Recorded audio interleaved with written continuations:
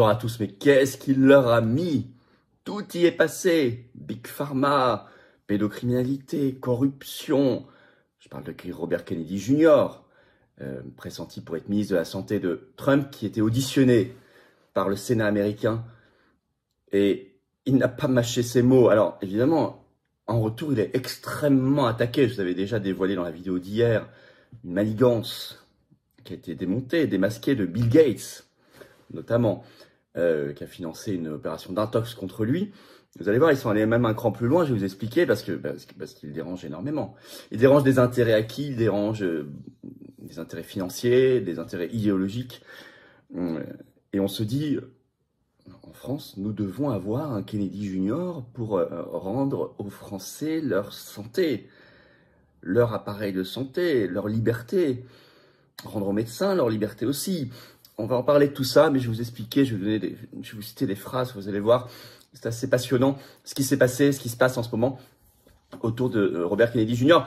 C'est très important, y compris pour nous, je vous le dis, ça change complètement l'ambiance mondiale par rapport à l'industrie pharmaceutique, par rapport à la corruption, par rapport à des sujets et même connexes fondamentaux. On y va, Big Pharma, pédocriminalité, corruption. Robert Kennedy Jr. met les pieds dans le plat, il les explose tous, ce qui lui vaut des manipulations de la part d'une oligarchie malfaisante, mais qui se sent très mal en ce moment. Alors, des moments mythiques au Sénat. Donc, ce 29 janvier, audition. Alors, Radio-Canada, dans un article bilan du 30 janvier, nous dit que c'était une audition tendue au Sénat américain. C'est le moins qu'on puisse dire. En fait, il était devant un comité du Sénat qui doit évaluer sa nomination comme ministre de la Santé, ce qu'on appelle le comité sénatorial des finances. C'est le seul décisionnaire au Sénat, puisqu'il y avait une deuxième journée d'audition, mais qui, elle, était purement consultative. Alors, l'enjeu, c'est qu'il devienne ministre de Trump, ministre de la Santé et des Services sociaux. Si c'est le cas, il emploiera environ 80 000 personnes. Il aura un budget d'environ 1800 milliards de dollars. Il supervisera de grosses agences fédérales comme la FDA,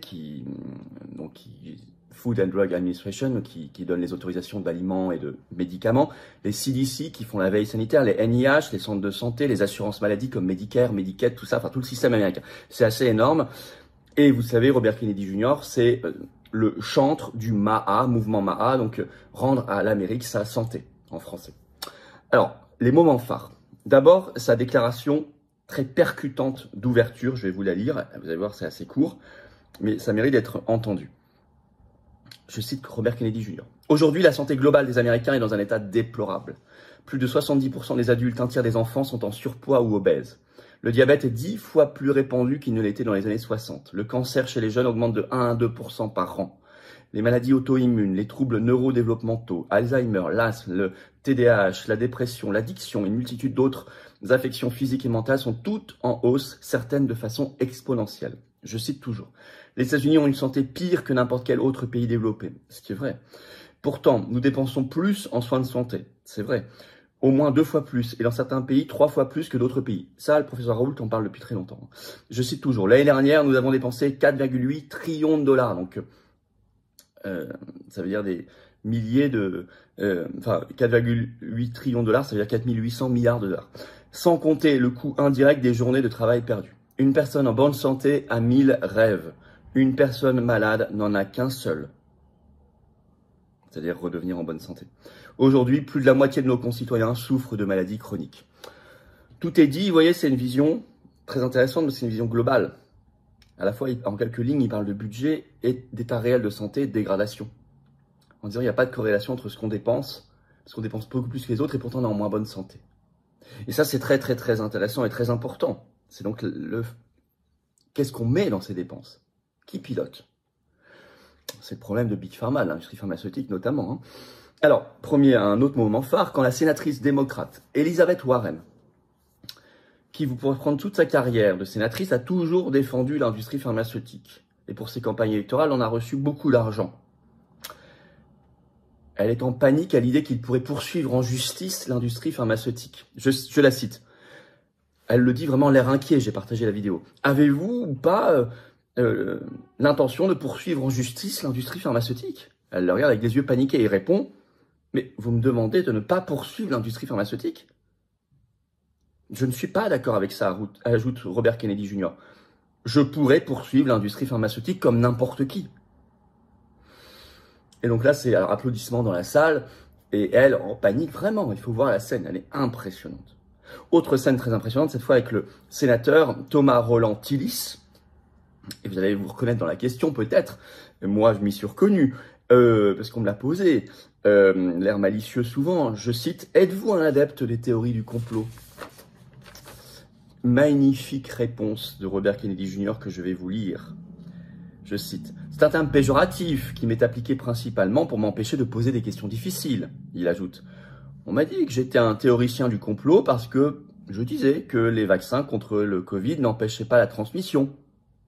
Maintenant, ils l'admettent tous. On m'a traité de théoricien du complot, ajoute-t-il, parce que j'ai dit que le colorant rouge provoquait le cancer. Maintenant, la FDA le reconnaît. On m'a traité de théoricien du complot parce que j'ai dit que le fluor diminuait le QI. Maintenant, ils ont publié des études montrant une corrélation. Je pourrais continuer ainsi pendant une semaine, conclut l'air malin, malicieux pour le coup, Robert Kennedy Jr. Vous savez que notamment, il a un projet sur l'eau du robinet aux États-Unis depuis l'après-guerre est très fluorisée. Il y a beaucoup d'ajouts de fluor comme en Irlande et en Espagne, par exemple. C'était censé lutter contre les caries, mais en fait, ça pose d'autres problèmes. Et lui l'avait dit depuis bien longtemps avant que ce soit reconnu. Et il veut arrêter tout ça. Alors, à un autre moment, alors on est un peu sur une question connexe, mais tellement importante. La question de la pédocriminalité, avec cette sortie de Robert Kennedy Jr. pendant l'audition devant toute cette chambre du Sénat, qui a jeté un froid de gêne, de honte dans toute l'Assemblée. Je vais vous citer. C'est court, mais c'est marquant. Le président Trump, dit-il, m'a personnellement parlé de la localisation de 300 000 enfants qui ont disparu au cours des 4 dernières années dans le pays. Nous savons que beaucoup d'entre eux sont victimes de trafic sexuel, ajoute-t-il. C'est une tâche sur l'autorité morale des États-Unis. Nous allons retrouver ces enfants. Ça, vous me direz, quel autre responsable politique de ce niveau en parle, publiquement? Alors, évidemment, quand vous avez tant de tabous et d'intérêts acquis qui sont percutés, on vous met des bâtons dans les roues. Alors, il y a eu cette fameuse manipulation de la tribune des soi-disant 15 000 docteurs. Bon, j'ai vraiment, on a rétabli les faits là-dessus dans ma vidéo d'hier, notamment sur le financement par Soros et Bill Gates. On a réfuté cette affaire. Et puis, vous avez la presse du système. Alors, vous avez peut-être entendu, l'audition s'est mal passée pour Robert Kennedy Jr. Par exemple, Le Monde, 30 janvier, la difficile audition au Sénat de Robert Kennedy Jr. proposé pour être ministre de la Santé par Donald Trump. La dépêche AFP, ce 30 janvier, Robert Kennedy Jr. a en difficulté face au Sénat, écrit l'AFP. Bon, vous allez dans toute la presse du système, vous allez trouver ça. Et puis, ce coup monté, mais ça, c'est plutôt bon signe pour lui, hein. Ce coup monté incroyable et tellement dégoûtant. Mais moi, en plus, je vais vous donner des informations qui ne sont pas données dans la presse. Sa cousine, sa propre cousine, Caroline Kennedy, ça a été révélé par le New York Times le 28 janvier et repris partout ensuite, a écrit au Sénat, à tous les sénateurs, pour, je cite, écrit le New York Times, les implorer de rejeter la nomination de son cousin comme ministre de la Santé. Elle ajoute même que son propre père, John Fitzgerald Kennedy, qui a été assassiné, vous le savez, aurait été dégoûté d'une telle nomination. Quel froid de dire cela. Elle traite son cousin, je cite, de prédateur. Alors on lit, on se dit, prédateur en quoi? On lit, on ne trouve jamais, c'est juste gratuit. À un moment, elle dit, bah, voilà, c'est un prédateur. Donc on se dit, mais c'est affreux et tout. Bah, quand on lit, en fait, il n'y a rien qui étaye son accusation. C'est juste une insulte gratuite. Elle dit, alors toxicomane, ça c'est très petit parce qu'il s'en est jamais caché. Il a été dépendant dans sa jeunesse. Ça remonte à il y a 42 ans, en 1983. Il a fait des cures à ce moment-là. Il s'en est sorti. Donc, si vous voulez continuer à dire ça. Mais ce qui est incroyable, ce que vous lisez dans quasiment aucun article de presse, c'est que Caroline Kennedy, c'est pas que la cousine de Robert Kennedy Jr. C'est une femme engagée auprès des démocrates, du Parti démocrate. Elle a été ambassadrice des États-Unis au Japon entre 2013 et 2017 sous la présidence Obama.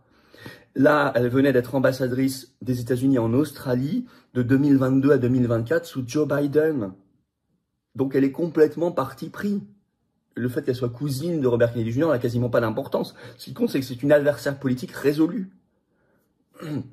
Donc, voilà où nous en sommes. Moi, je vais vous dire, pour lui, ces attaques, c'est un signe excellent. Parce qu'il balance des faits et des vérités explosives, avec courage. Évidemment qu'il faut la même chose en France et qu'on se bat pour cela, sur tous les sujets qu'il sort, et les autres.